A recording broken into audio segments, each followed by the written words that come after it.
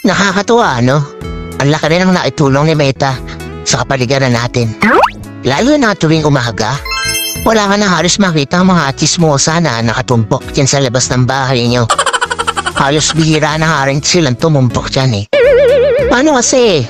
Mas gugustuhin pa nila na mag-isip ng content para sa reels nila maghapon. Oo, ayaw na nila makipagchismisan o makitumpok dyan sa labas ng bahay nyo. Actually, yung atensyon nila imbis na makipagchismisan, napunta na lang talaga sa pagre-reels. At ito pa ha, imagine ninyo. Kung dati, bumibili lang ng mga lutong ulam yung mga yan, ngayon, sila na mismo ang nagluluto ng mga ulam. At kahit pritong itlog, inire-reels pa. Ganon kahusay si Meta. At ito ang pinakamalupit.